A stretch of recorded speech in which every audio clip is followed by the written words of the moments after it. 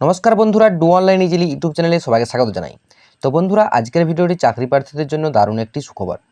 যারা যারা এতদিন অপেক্ষা করেছিলেন যে ওয়াটার ডিপার্টমেন্টে কবে নিয়োগ হবে, তারা অবশ্যই ভিডিওটি দেখুন। তো বন্ধুরা, ওয়াটার ডিপার্টমেন্টের মাধ্যমিক পাস এবং উচ্চ মাধ্যমিক পাশে ডিওই অর্থাৎ ডাটা এন্ট্রি অপারেটর এবং এমটিএস বা মাল্টিটাস্কিং স্টাফ এ নিয়োগ হতে চলেছে। তা আপনাদেরকে বলে রাখি, এখানে কিন্তু কোনো রকম লিখিত পরীক্ষা নেওয়া হবে না, কেবলমাত্র ইন্টারভিউর মাধ্যমে এই নিয়োগটি করা হবে। এছাড়াও আপনি এটি পশ্চিমবঙ্গের 23টি জেলা থেকে কিন্তু আবেদন করতে পারবেন। তো চলুন বন্ধুরা, পুরো নোটিফিকেশনটি দেখে নিই। দেখুন, এখানে বলা হয়েছে applications are invited for recruitment of following man power purely on contract basis for development in the office of NWDA headquarter, অর্থাৎ ন্যাশনাল ওয়াটার ডিপার্টমেন্টের যে হেডকোয়ার্টার সেখানে কিন্তু এই নিয়োগটি করা হচ্ছে এবং এটি টোটালি বলে দিয়েছে যে কন্ট্রাক্ট বেসিসের উপরে নিয়োগটি হবে। এটা কিন্তু পার্মানেন্ট জব নয়। তারপর চলে আসি, দেখুন পোস্ট রিক্রুটমেন্ট। প্রথমে চলে আসি, দেখুন ডাটা এন্ট্রি অপারেটর এবং এখানে ভ্যাকেন্সি বলা হয়েছে নম্বর অফ পোস্ট 2টি এবং এর কোয়ালিফিকেশান চাওয়া হয়েছে গ্র্যাজুয়েশনস অ্যান্ড টাইপিং। ইংলিশে অথবা হিন্দিতে আপনারা যদি টাইপ করতে পারেন তবে এখানে কিন্তু আবেদন করতে পারবেন। এবং এর মান্থলি যে স্যালারি সেটা বলা হয়েছে 24,684 টাকা। তারপরে 2 নম্বরে দেখুন চলে আসি এমটিএস সেমি স্কিল। এখানে নাম্বার অফ পোস্ট বলা হয়েছে 1টি এবং এর কোয়ালিফিকেশান বা যোগ্যতা চাওয়া হয়েছে 10+, অর্থাৎ আপনি যদি মাধ্যমিক পাস করে থাকেন তবে এখানে কিন্তু আবেদন করতে পারবেন। এবং এর মান্থলি যে স্যালারি সেটা বলা হচ্ছে 19,084 টাকা। আবার একটি চলে আসি দেখি, তারপরে দেখুন এমটিএস, সেটা বলা হয়েছে যে 2টি পোস্ট এবং এর যে কোয়ালিফিকেশান বা শিক্ষাগত যোগ্যতা চাওয়া হচ্ছে 10+ এবং এরও বেতন 19,084 টাকা। এবং এমটিএস সেমি স্কিল এবং এখানে পোস্ট বলা হয়েছে 1টি এবং এটার শিক্ষাগত যোগ্যতা 10+ এবং যে মান্থলি স্যালারি সেটা হচ্ছে 22,412 টাকা। Data entry operator number of post হচ্ছে 1টি, এখানে যে শিক্ষাগত যোগ্যতা চাওয়া হচ্ছে গ্র্যাজুয়েশন অ্যান্ড টাইপিং। ইংলিশে কেবলমাত্র আপনাকে টাইপ করতে জানলেই তবে আপনারা কিন্তু আবেদন করতে পারবেন। এবং মান্থলি স্যালারি সেটা বলা হয়েছে 24,648 টাকা কিন্তু আপনাদেরকে বেতন এখানে দেওয়া হবে। তারপরে দেখুন, এখানে 4 নম্বরে আপনারা পেয়ে যাবেন application must be submitted online only for the above post, অর্থাৎ উপরের যে পোস্টগুলি এই পোস্টগুলি কেবলমাত্র আপনারা অনলাইনের মাধ্যমে আবেদন করতে পারবেন। সেটার জন্য যে অফিসিয়াল ওয়েবসাইট, সেই অফিসিয়াল ওয়েবসাইট বলা হয়েছে www.becil.com। এই অফিসিয়াল ওয়েবসাইট থেকে কিন্তু আপনারা এখানে আবেদন করতে পারবেন। এরপর আপনারা নিচে দিকে দেখতে পাবেন যেখানে রেজিস্ট্রেশন করার জন্য 7টি কিন্তু স্টেপ বলা হয়েছে। তো প্রথমেই দেখুন স্টেপ 1-এ বলা সিলেক্ট অ্যাডভার্টাইজমেন্ট নাম্বার, অর্থাৎ এটি 3-4টি কিন্তু অ্যাডভার্টাইজমেন্ট দেওয়া হয়েছে, সেখান থেকে কোন অ্যাডভার্টাইজমেন্টে আপনি কিন্তু ফিল আপ করবেন সেটার জন্য আপনাদেরকে অ্যাডভার্টাইজমেন্ট নাম্বার এখানে দিতে হবে। 2 নম্বরে বলেছে ইন্টার বেসিক ডিটেলস, আপনার যে বেসিক ডিটেলসগুলি এখানে দিতে হবে। এবং 3 নম্বরে আপনার যদি কোনো রকম ওয়ার্ক এক্সপিরিয়েন্স থাকে অর্থাৎ কাজের অভিজ্ঞতা থেকে থাকে এবং আপনার যে এডুকেশন ডিটেলস সেটা কিন্তু আপনাদেরকে এখানে দিতে হবে। 4 নম্বরে বলেছে আপলোডেড স্ক্যান ফটো, অর্থাৎ আপনার একটি ছবি কিনে আপলোড করতে হবে। তার সাথে সাথে সিগনেচার এবং বার্থ সার্টিফিকেট অথবা 10 ক্লাস সার্টিফিকেট থাকলেই কিন্তু আপনারা এখানে আবেদন করতে পারবেন বা আপনাদের এই জিনিসগুলি কিন্তু এখানে আপলোড করতে হবে। 5 নম্বরে বলেছে অ্যাপ্লিকেশন প্রিভিউ অর মডিফাই, আপনি কিন্তু আপনার যে অ্যাপ্লিকেশনটা সেটা কিন্তু দেখতে পাবেন, আর যদি সেখানে ভুল হয়ে থাকে আপনারা কিন্তু মডিফাই করতে পারবেন।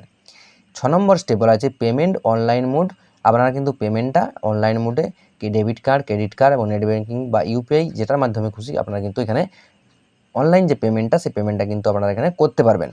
7 নম্বরে বলেছি email your scan document to the email ID mention the last page of application form, অর্থাৎ আপনার যে মেল সেই মেলে কিন্তু সেই মেলের মাধ্যমে আপনাদেরকে যে ডকুমেন্টগুলো সেই ডকুমেন্টগুলো স্ক্যান করে সেখানে কিন্তু দিতে হবে। তারপরে দেখুন এখানে চলে আসি যে ক্যাটাগরি ওয়াইজ যে রেজিস্ট্রেশন বা অ্যাপ্লিকেশন প্রসেস কত টাকা ফি কিন্তু চাওয়া হয়েছে সেখানে কিন্তু আপনারা এখান থেকে পেয়ে যাবেন। দেখুন এখানে জেনারেল বলা হয়েছে 885 টাকা কিন্তু আপনাদেরকে এখানে দিতে হবে। ওবিসির জন্য 885 টাকা। আর যদি আপনি আবার যে বাকি পোস্টগুলো আছে সেখানে অ্যাপ্লাই করতে চান সেক্ষেত্রে আপনাদেরকে 590 টাকা কিন্তু আবার এক্সট্রা দিতে হবে। এবং এসটি এবং এসসির জন্য 531 টাকা এবং আপনি যদি এক্সট্রা অন্য কোনো পোস্টে ফিল আপ করতে চান সেক্ষেত্রে আপনাদেরকে 354 টাকা কিন্তু আবার পে করতে হবে। এক্স সার্ভিসম্যানের জন্য 885 টাকা এবং 590 টাকা যদি আপনারা এডিশনাল কোনো পোস্টে অ্যাপ্লাই করতে চান সেক্ষেত্রে 590 টাকা আবার কিন্তু দিতে হবে। ওমেনদের ক্ষেত্রে একই। এবং ইডাব্লিউএস বা পিএইচ তাদের জন্য 531 টাকা এবং আদার্স যে পোস্টগুলিতে আপনি যদি অ্যাপ্লাই করতে চান সেক্ষেত্রে 354 টাকা কিন্তু আপনাদেরকে এখানে দিতে হবে। তো আপনারা এই যে ডিটেলসটা যে অফিসিয়াল ওয়েবসাইট, সেই অফিসিয়াল ওয়েবসাইটে পেয়ে যাবেন। এরপর আপনি যদি রেজিস্ট্রেশনটা করতে চান, তো রেজিস্ট্রেশনটা করার জন্য যে অফিসিয়াল ওয়েবসাইট বললাম www.becil.com, এই অফিসিয়াল ওয়েবসাইটে কিন্তু আপনারা চলে আসবেন। তো আসার পরে আপনারা এখানে দেখতে পাবেন যে স্টেপ 1 অ্যাপ্লিকেশন ফর্ম।